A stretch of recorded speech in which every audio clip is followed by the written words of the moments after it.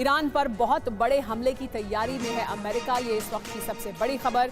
सभी स्टेल्थ मिसाइलों को जंग में उतारेगा अमेरिका।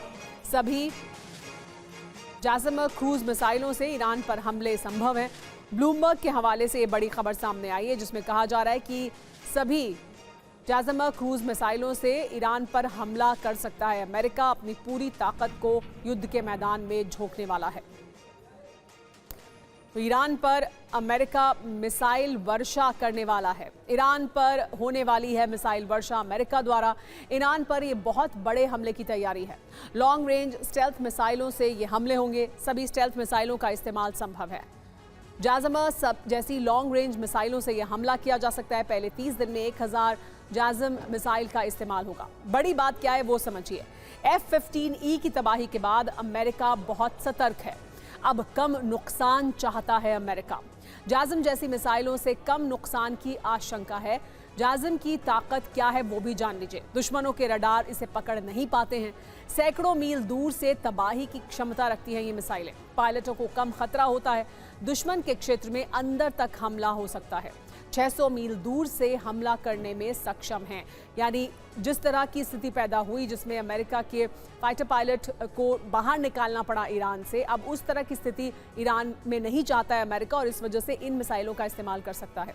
ट्रंप ने लेकिन ईरान में कयामत ढाने की नई धमकी दे दी है। कुछ घंटे बाद ईरान पर सबसे भीषण हमलों का एक नया दौर शुरू हो सकता है।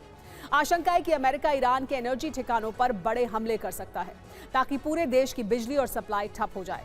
लेकिन ईरान भी पीछे हटने को तैयार नहीं है। ईरान ने चेतावनी दी है कि अगर उसके ऊर्जा ठिकानों पर हमला हुआ तो पूरे अरब को नर्क की आग में जला देंगे। याद है जब मैंने ईरान को 10 दिन दिए थे कि या तो समझौता करे या हॉर्मुज़ स्ट्रेट को खोल दे। समय खत्म हो रहा है। 48 घंटे बचे। इसके बाद उन पर कहर टूट पड़ेगा। ईश्वर की जय हो। राष्ट्रपति डोनाल्ड ट्रंप। इस तनाव की शुरुआत हुई 26 मार्च को, जब ट्रंप ने पहली बार ईरान को 10 दिन का अल्टीमेटम दिया। शर्त सीधी थी, या तो नया परमाणु समझौता करो या हॉर्मुज़ का रास्ता खोल दो। 4 अप्रैल को ट्रंप ने फिर याद दिलाया कि अब केवल 48 घंटे बचे। आज 5 अप्रैल और घड़ी की सुइयां सोमवार 6 अप्रैल की उस रात की ओर बढ़ रही हैं जिसे ट्रंप ने डेडलाइन मुकर्रर किया। सीनेटर लिंडसे ग्राहम जैसे नेता इस अल्टीमेटम का खुला समर्थन कर रहे हैं। रक्षा विशेषज्ञों का मानना है कि ट्रंप इस बार केवल प्रतिबंधों तक सीमित नहीं रहेंगे। ये 24 घंटे का समय ईरान के लिए एक लाइफलाइन भी है और एक डेथ वारंट भी। सूत्रों के मुताबिक इजराइल ने ईरान के ऊर्जा ढांचे पर बड़े हमलों की तैयारी पूरी कर ली और बस अमेरिका की मंजूरी का इंतजार।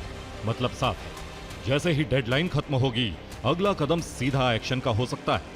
बिजली ठप, गैस सप्लाई बंद, पूरे ईरान में ब्लैकआउट और फिर एक एक करके ईरान के हर बड़े सैन्य ठिकाने की तबाही। ट्रंप की धमकियों का मुकाबला करने के लिए ईरान ने अपनी ढाल तैयार कर ली।